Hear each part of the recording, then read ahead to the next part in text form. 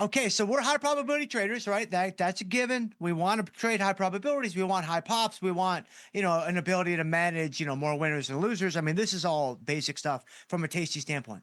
But there are some traders that they really like to go with these super, super high probability trades. And so that's what I want to talk about here this morning. So Ben, go ahead and kick us off here on the first slide. So inside the tasty world, we know that short premium trades continue to build the foundation of our portfolios with both the positive theta and the higher probability that accompanies these trades, giving us multiple ways to win on these positions. But gentlemen, I ask you this morning, as we seek out high probability on your short premium trades, a natural question arises. Can you push your probability too high? Gentlemen, what are we thinking? Yes.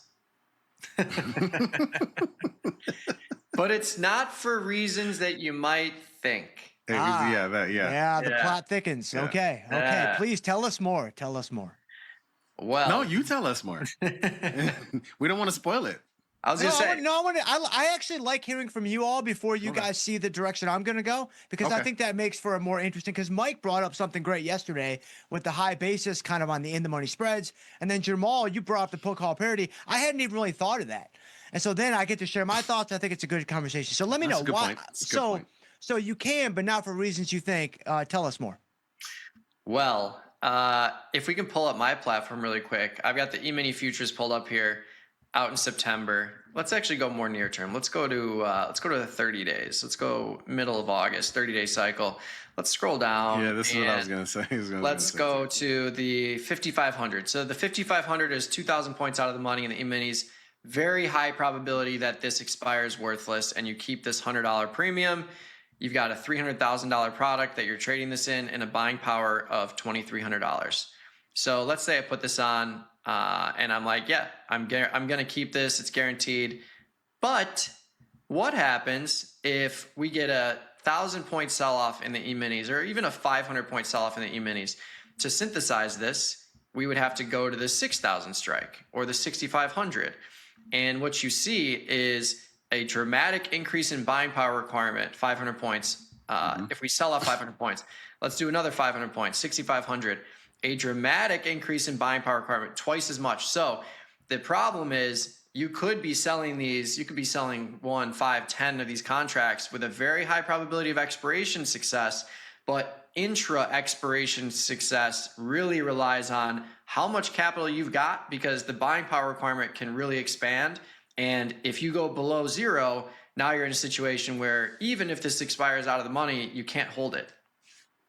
I mean, I couldn't have said it better myself. That's exactly. And again, look at this high probability, right? You're like, oh, this is a great trade. But again, if we start sliding, all of a sudden your buying power is going to increase. And yeah, it's likely that it ends up out of the money. But I tell you what, you're not going to be sleeping well at night once you start getting these moves to the downside. And usually what happens is, like Mike says, people will add on, oh, this is great. I'm going to sell these in perpetuity. I'm going to sell 2, 3, 4, 5 of these, and this is going to be great. It doesn't work out the way you think. Man, there's so much, gentlemen. See, this is why I got to go to you guys first, man. I'm just the common man. I'm just the layperson. I need to hear from the experts too.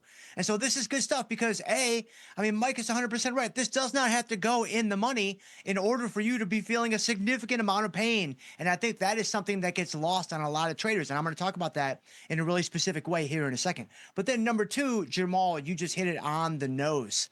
A lot of times when traders look at this, because the buying powers are so favorable, the capital efficiency is so favorable, they're not doing 1.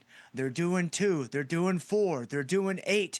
And now all of a sudden the pain can really compound very, very quickly. Because I love the illustration that you put up there, Mike. But let's remember, that illustration is assuming that all the Greeks remain constant, and that is not going to be the case in the event of, a 200-point slide, a 400-point slide, a 600-point slide, what have you. In fact, there's one Greek actually I want to focus on here today that is going to be accelerating very, very quickly that can cause an immense amount of pain. So Ben, go ahead and kick us on the next slide here. So when we're thinking about high probability and we're thinking about pops and we're thinking about, risk, return, all those things, we just want to make sure, okay, I'm all right selling, I'm all right risking 2 to make 1. I'm all right risking 3 to make 1. I'm all right risking $1.50 to make $1, whatever. That's okay. But there has to be a cutoff point, because when you get to a certain point, There's a second level Greek that is kind of hiding inside of the Black-Scholes option pricing model, or any pricing model for that matter, that is called Vomma. Vomma shows us how vega itself changes when implied volatility changes. So we know that, vega measures, what is my option price sensitivity to changes in implied volatility. So when IV changes, my option price is going to change. That's what vega shows us. Well, Vomma shows us how vega itself changes. So again, if you think about delta and gamma, right? Delta is kind of the first layer of directional risk. Gamma is the second layer of directional risk. The best way that I've always used to explain this, delta is the speed of the movement, gamma is the acceleration of the movement. Same thing with vega and Vomma. So vega shows you kind of the first level of volatility risk. Vomma shows you the second level of volatility risk, because vega's the speed, but Vomma's the acceleration of that volatility sensitivity exposure in the event that things start getting crazy and getting out of hand really, really quickly.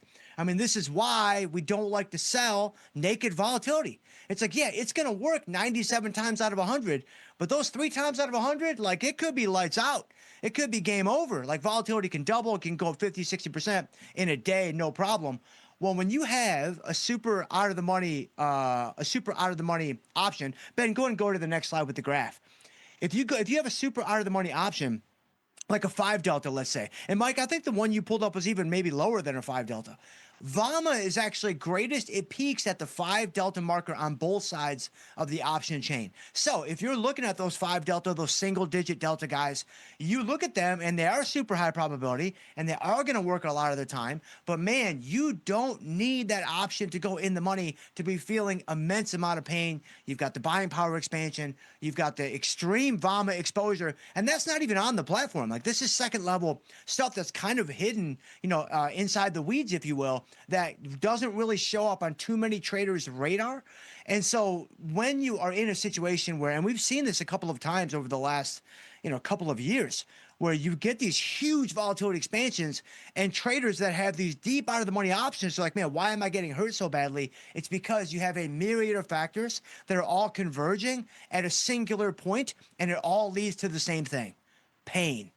It all leads to many, many levels of pain. You've got delta, you've got vega, you've got Vomma, you've got buying power expansion. It can get really nasty in a hurry.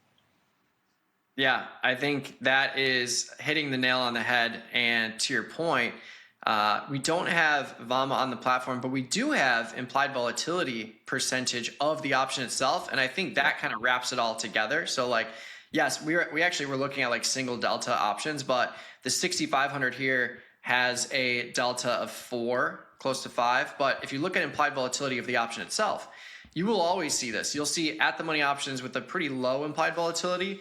And the further out you go, we go from 15 to 30. You go further out, you go from 30 to 50. Like, this is what we're talking about. These options have the multiplicative nature to them. And that's where you can run into trouble if you're sized incorrectly. Even if you think it's going to expire out of the money, I think these options will expire out of the money. But that doesn't mean that they can't explode in value and explode in buying power requirement due to Vomma, due to implied volatility expansions, and put you in a tricky scenario. And that's a situation where it's like, okay, even if it does expire out of the money, if the buying power expansion, because to Jermal's point a few minutes ago, if you do kind of, layer into multiple contracts here, the buying power expansion could be so significant that you actually don't have a choice. You have to liquidate some of your positions before you want to. So it still may very well be a high probability play where you still have another 700 points to go or 900 points to go, and you're like, hey, I still think it's going to work, whatever. You may put yourself in that tricky spot where you don't have a choice. You're out of buying power. You're out of capital. Something has to get liquidated. Yeah, and I think there are ways around it in terms of like spreading it off or starting with a spread if you are trying to get that levered exposure. But the problem is if you're spreading it off after a 10% sell off in the E-minis, if you're doing this, you're going to be paying a pretty penny to do so, and it could kill a lot of your profit potential, if not all of it. So yeah, definitely things to think about. Yeah, well, I mean, you can't spread it off after. That's a really difficult trade to make. Yeah. If you're gonna spread it off, I think it has to come before. But Jermal, you were gonna say something. No, I had nothing. No. Yeah. Okay. I mean, I just think that, when we think about the low delta trades and we think about these high probability positions, especially on a day like today when the NASDAQ was down 700 and it's incredibly volatile, I mean, it's going to be very interesting to see how we go into the weekend. This is a situation where if you sold a single digit delta option on a day like today, you're feeling some pain.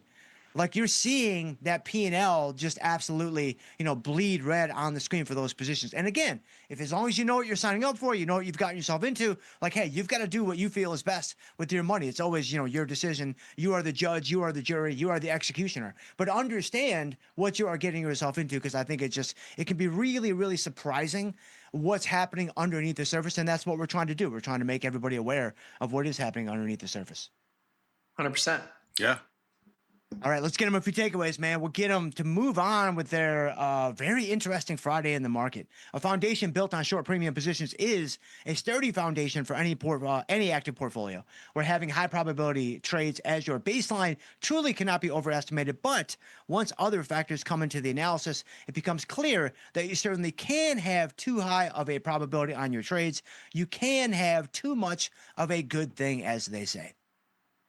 Yeah, and I think this really speaks to our year-long trades in MES and MNQ. We're not selling 10 contracts far out of the money. We're selling one contract near the money, collecting a similar amount as if we were to have 10 contracts further out of the money. But we know that our implied volatility of the option itself is significantly lower. We can withstand any variance in here. The E-minis could go down 30% and I can still hold the position. So that I think is the key, because it will happen eventually. I don't know when, but the E-minis will be down 30%. The NASDAQ will be down 30%. And if you can't withstand that variance, or if at least you don't have a plan for that variance, you're going to be in a tough spot. So you gotta trade in a size that allows you to withstand that variance. It's the easiest mental game in the world. It's just size down, and now all of a sudden you look at the markets and you're like, okay, this sucks, but I can figure it out. Instead of being like, oh my God, I have to close things now because my buying power has exceeded my net lick. Yep. You never want to get too big. You always want the ability to be able to play again tomorrow, to be able to trade again tomorrow. That's always the idea. Yep, that's 100%. It. That's it.